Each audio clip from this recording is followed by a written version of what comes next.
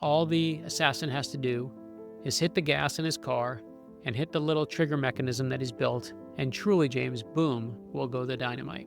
It's the craziest JFK story you've never heard in your life. JFK, when this plot to kill him happens, he's not like, oh, we should be scared. He's like, World War II didn't kill me.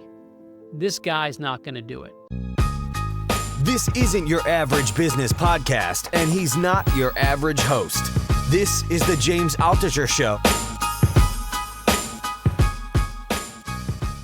Brad Meltzer, author of the JFK Conspiracy. Brad, welcome back to the podcast. Good to be back, my friend. Best-selling author. I think last episode with you, we completely broke down as much as we could your writing style and process. I tried to analyze what a Brad Meltzer book was, and you did it again with the JFK Conspiracy, which is sort of a fictionalized version of the first assassination attempt on JFK. And I've read a ton of JFK biographies. I did not know about this incident until I read your book.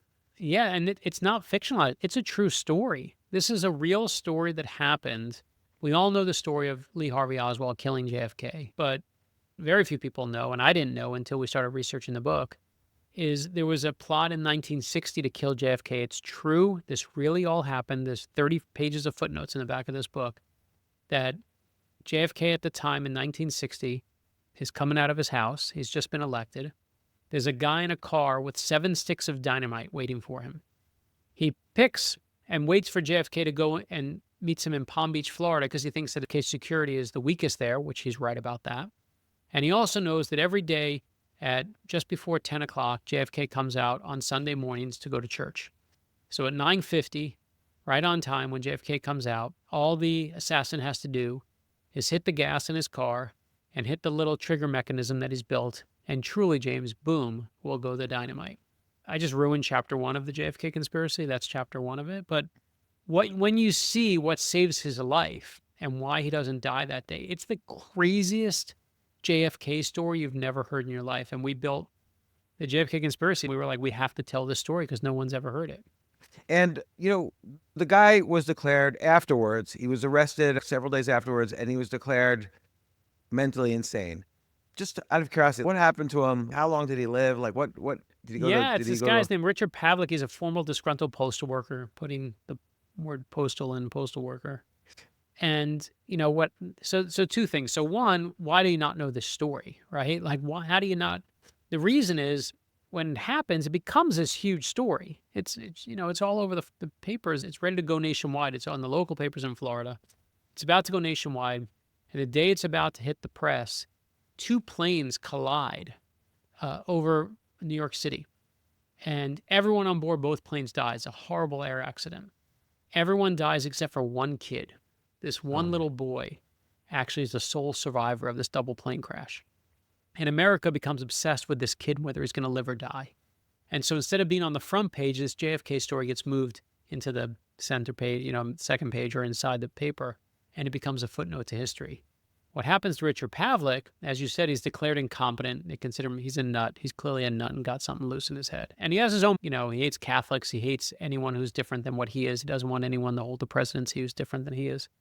And we should talk about the context of that and what's going on in the 60s at the time. But what's so crazy is he spends 3 years kind of bouncing through the judicial system and finally gets released because of a law that allows people that are mentally incompetent to actually go free. The law is signed by JFK. And the irony of all ironies is that this guy gets out because of the person who he actually tried to murder. And then truth is, after that, he's just old at that point, and he later dies soon after. But what he did JFK realize that this law was going to release the guy who tried to kill him?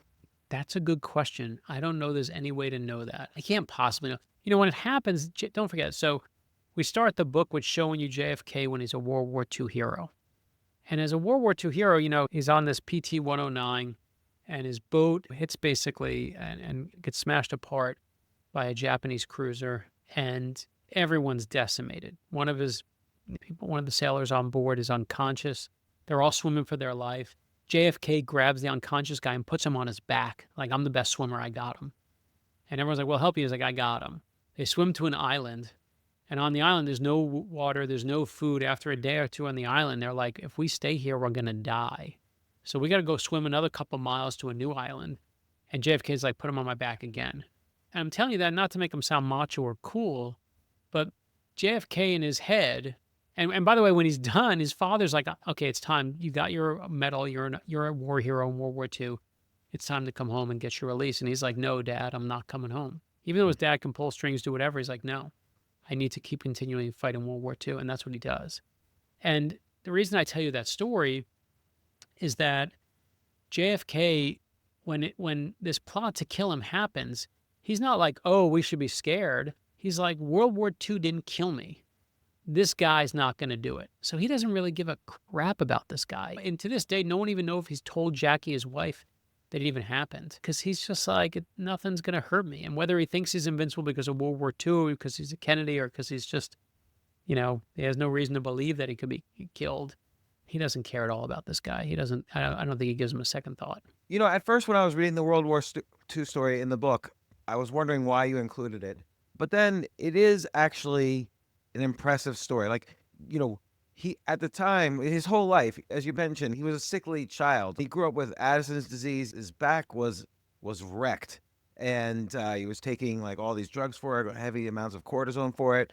And so for him to kind of pull off, like, he was legitimately a hero in World War II. There was no question of his leadership abilities, of his heroism. Like, regardless of what you think of JFK politically in any way, this was a legit story. And so it's important to put it in context.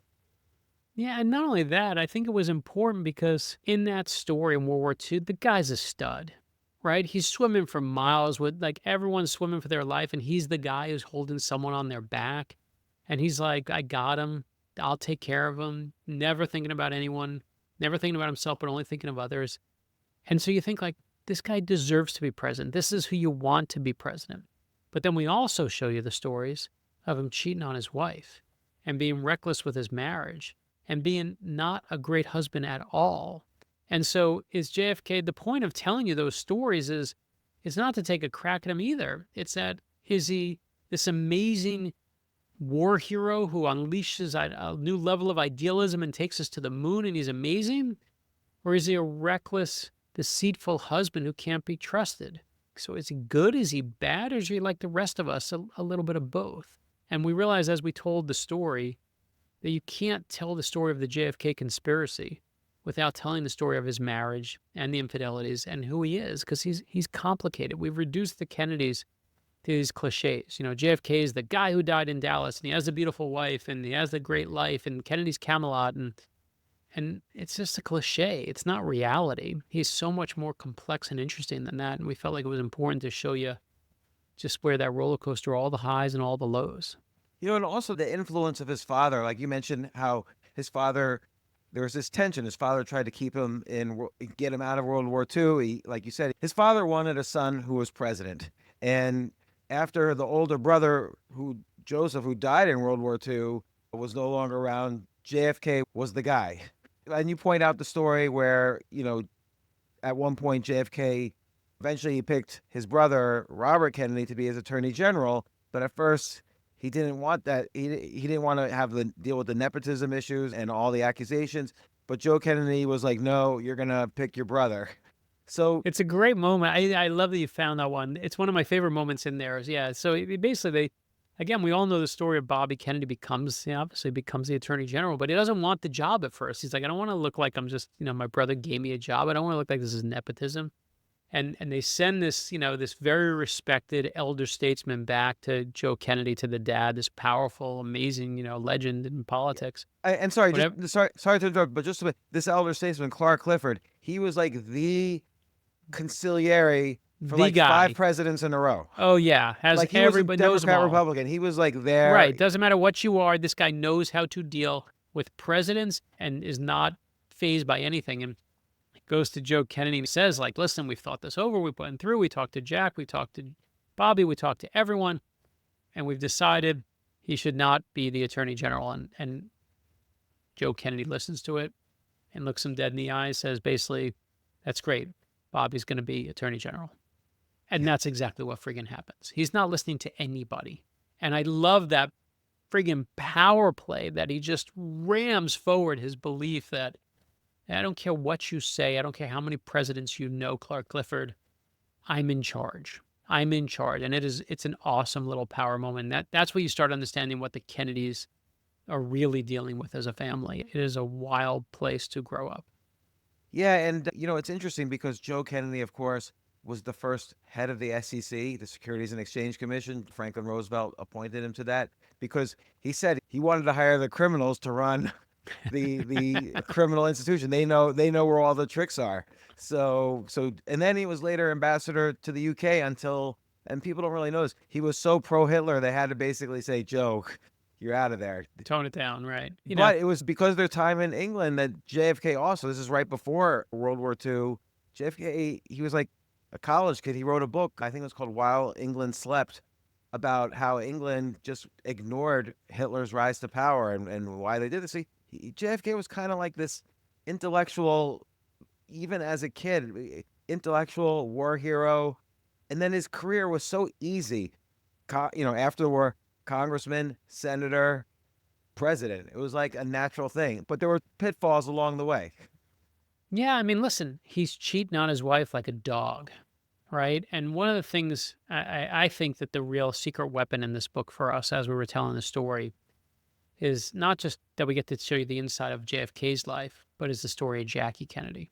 Jackie Kennedy steals the show for me. I mean, she's just awesome and frail and strong, and she's just again, we've reduced her and him to this, the perfect smile and the perfect hair and the perfect family and the perfect life. And we do him a huge disservice when we just reduce him to that. And when they get engaged, JFK's one of his good friends comes up to Jackie at a party and says, listen, Jack, he likes women. He really likes women. Basically saying to her face, he's going to sleep around on you. That's what he does.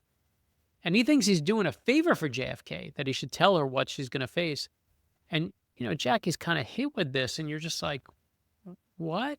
And the pitfalls, he's a terrible adulterer. And at the time, again, we all hold the Kennedys up as this like kind of mythological family. But at the time, right now we have Threads and we have Blue Sky and we have all these other places where you can, Instagram and Facebook and all these places you can put your words out. But back then you had newspapers that had real guardrails on them. And if you went to the paper and said, I'm going to tell the story about how Jack's sleeping around with this woman, which is a family did, or a neighbor of theirs did, someone showed up at the family's house and basically said, if you tell this story again, we're going to ruin you. We're going to ruin your family, ruin your business, ruin your life. And guess what happened? It worked. Nobody heard those stories. Everyone in Washington knew them, but no one reported on them. Obviously, you couldn't, good luck keeping those stories down. Now you do your best, but it was amazing to me to try and look at this world that he was in and this marriage that he was in and watching Jackie try to maneuver inside it. It was a pretty humbling moment for when you look at her life. Yeah, because, at one point, she actually had to work out a deal with Joe Kennedy to stay in the marriage. Like, he wanted her, obviously, to stay, and so just blatantly gave her money to stay.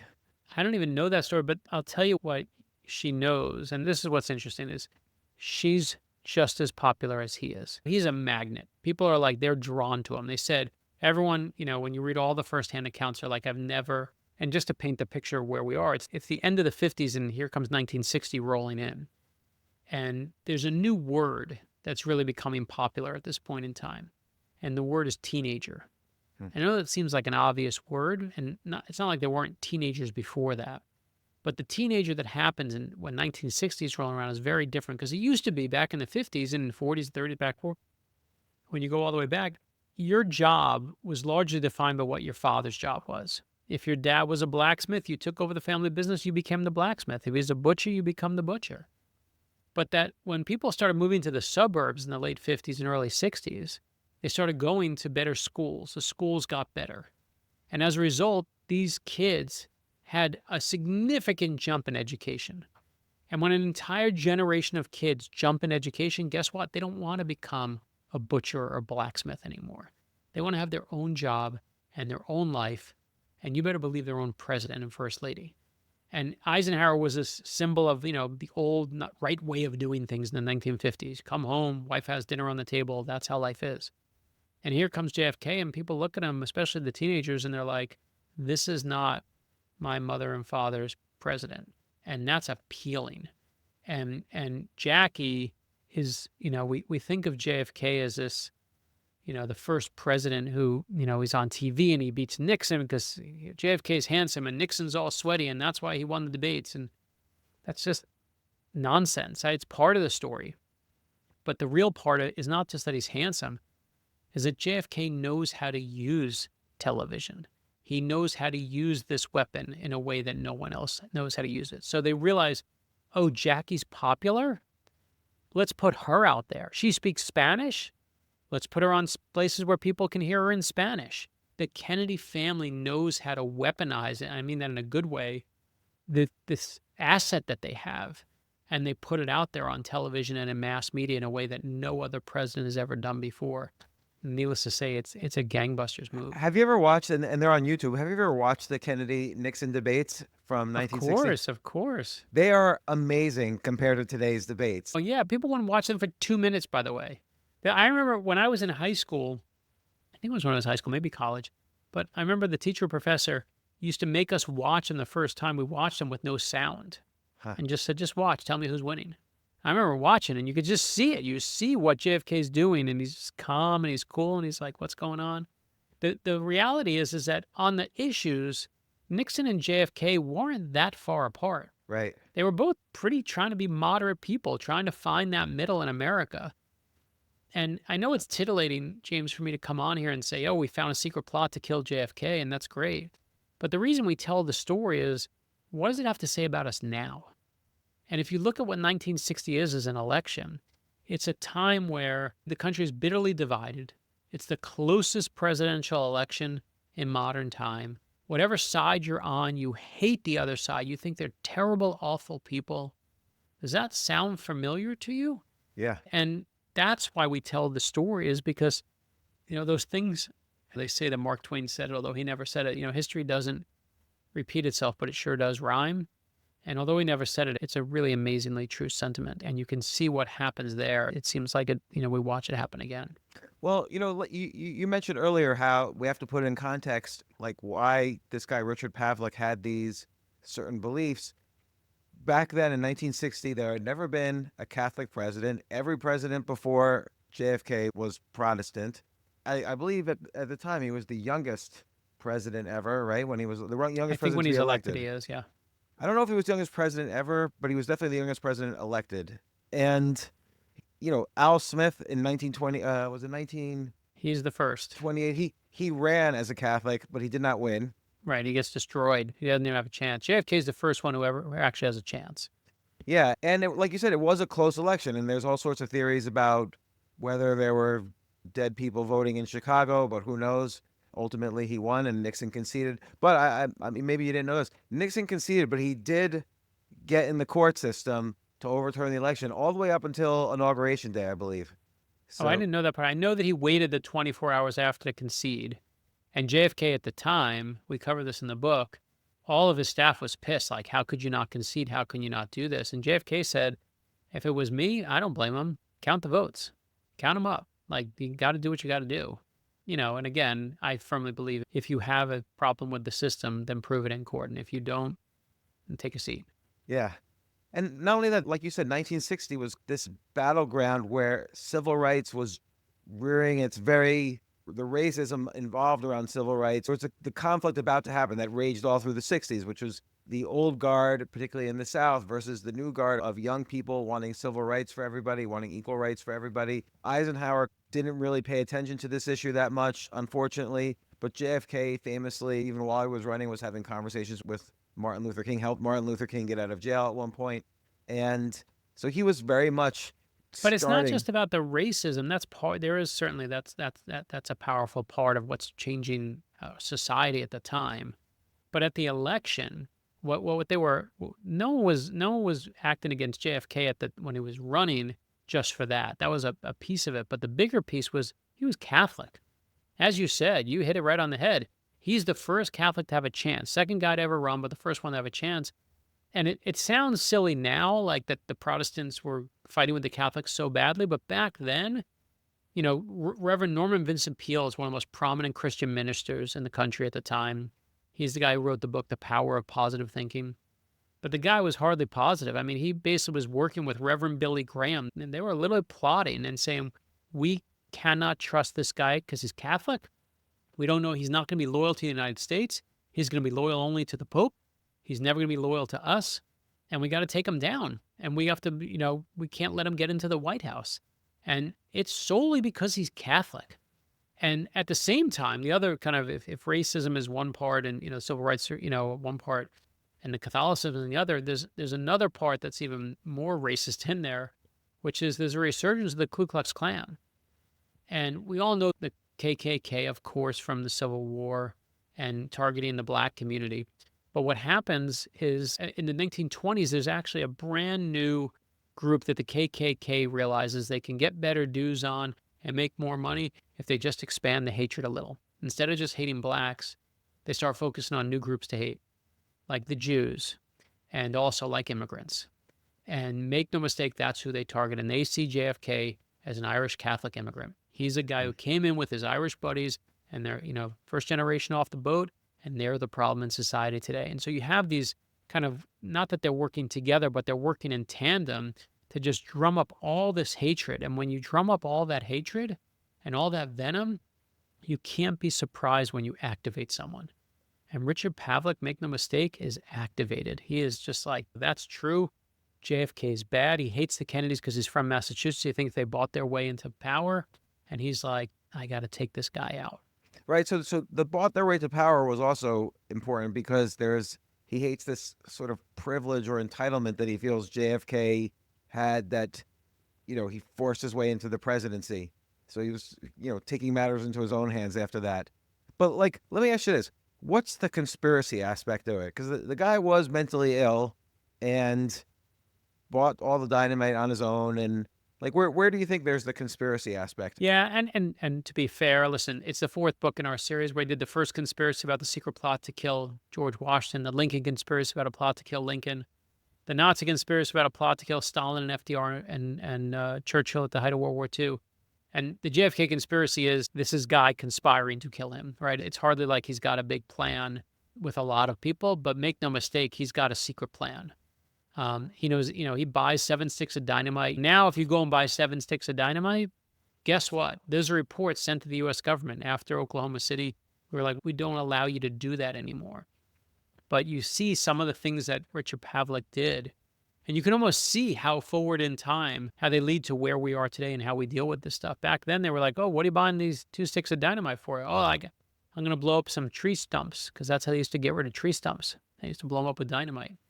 And they're, okay, I guess you need more dynamite. I guess you got a lot of tree stumps. I mean, it's a crazy idea that this guy's doing this.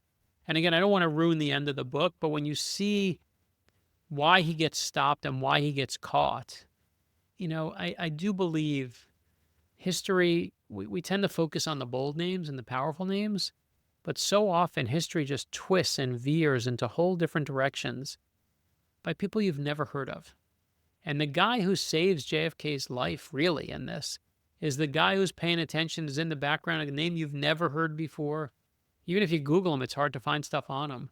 But he just was like, something's wrong here, and I got to do something about it. And I love that this unknown person you've never heard of is the guy who really is responsible for saving JFK's life here. Yeah, and you really do make it riveting, and you build up, showing everything from the war hero to the adultery to the election to those few months right after the election when this is all coming to a boiling point. And it's a real fascinating story. And like you said, history doesn't repeat, but it rhymes. Look at this past election. First off, everybody on one side hates everybody on the other side. I've had really smart people on both sides say to me or ask me the question, what kind of idiot would vote for so-and-so? But on both sides, there's no common ground where they can even understand each other. So it's similar in that respect. And then look, you have this rhetoric of hate again on both sides.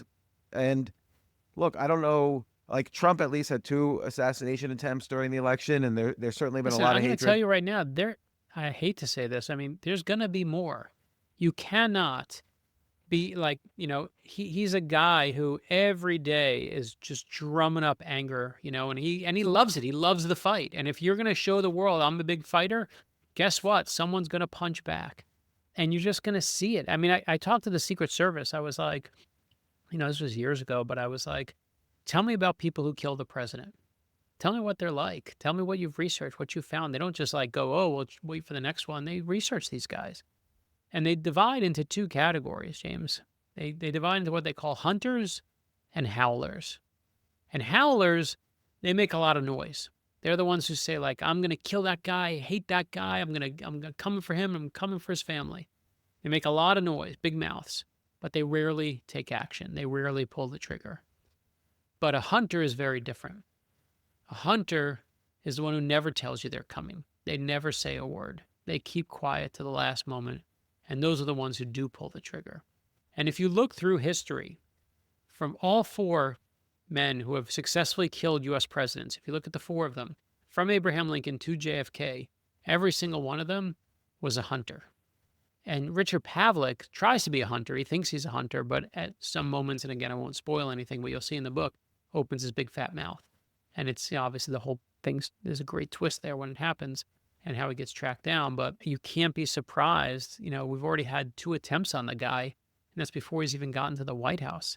And, that's the sad part is I fear that like it's a terrible time.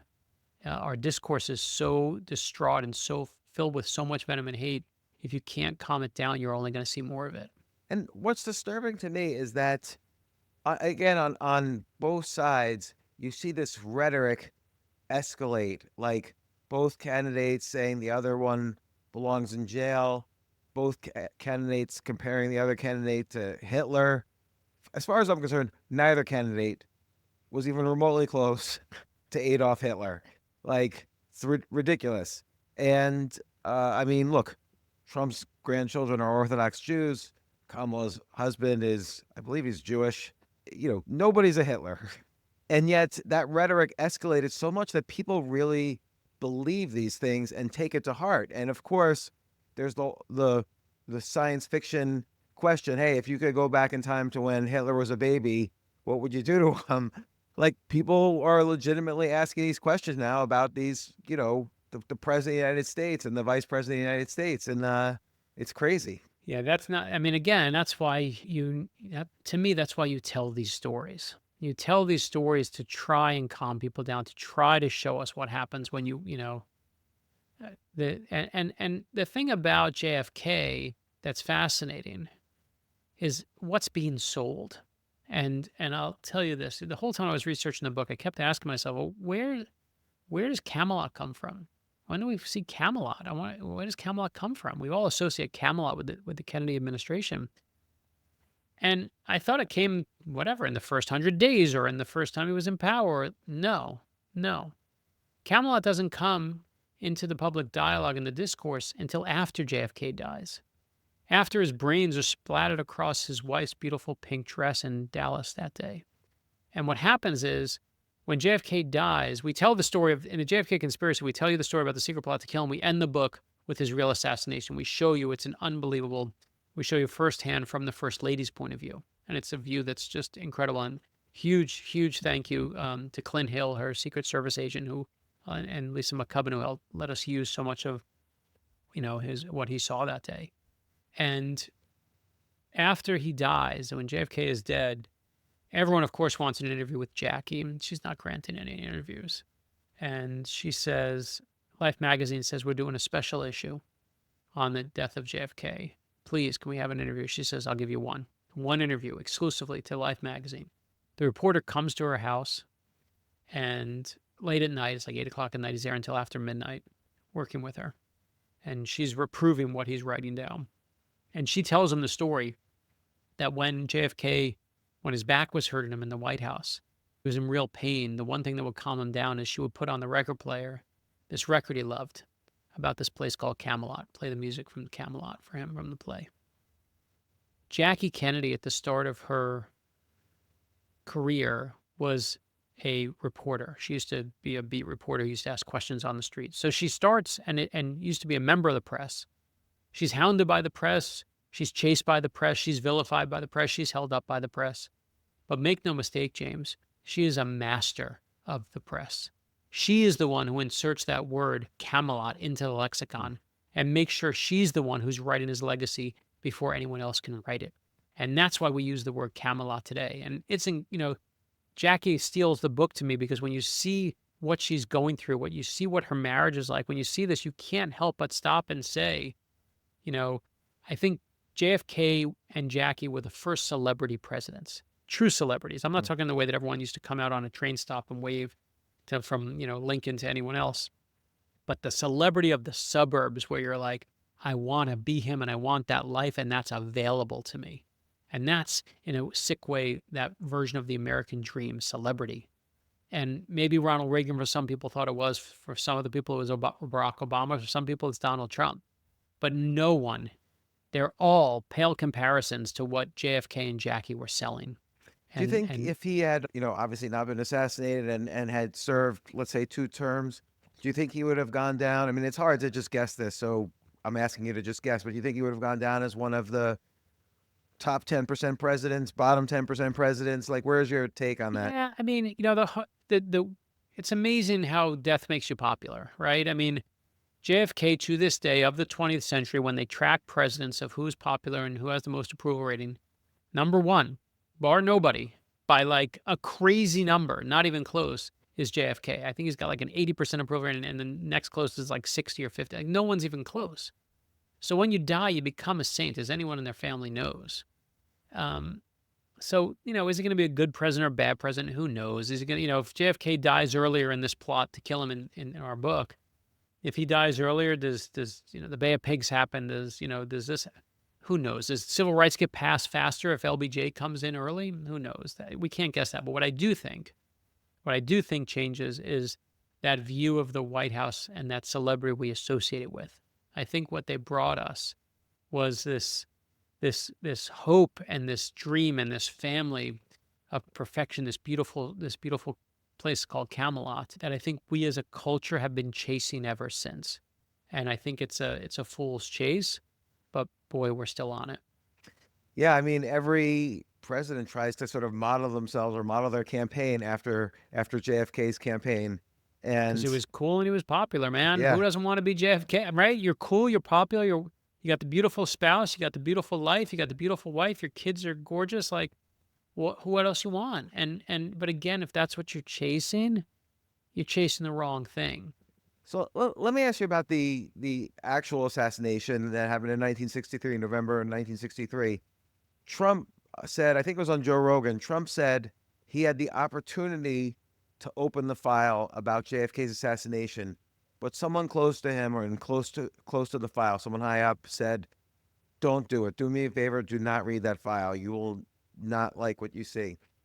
What do you think? I don't believe that. Yeah, I don't. The file, no offense to anyone, but those files were set to be open 30 years ago. That date was set, right? The National Archives has made them available. I don't know what maybe there's some new files that no one knows about, but I know the person who's read all the files. There was one guy who's a friend of mine, who lives in Dallas, Texas, actually, and who has read, the only person who has currently read everything in the files. So maybe there's something new that we don't know about, but I don't. That's not where I'm taking. I don't think that's you think the case. Lee Harvey Oswald was pretty independent, acting on his own? This is what I think, and I'm obsessed with this case. Obviously, what really destroys me about this case is that we're never going to get the answer. And why? Because Jack Ruby shot Lee Harvey Oswald and took away the one person who was there that day. And the moment that happened, all we have are theories. Sadly, I wish we had the truth.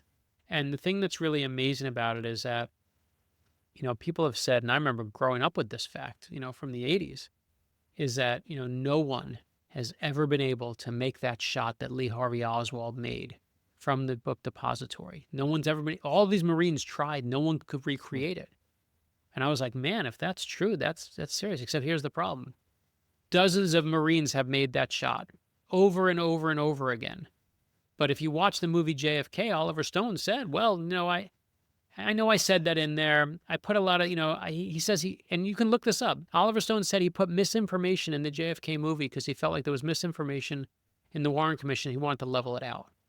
And millions of people took that information from a Hollywood movie as reality.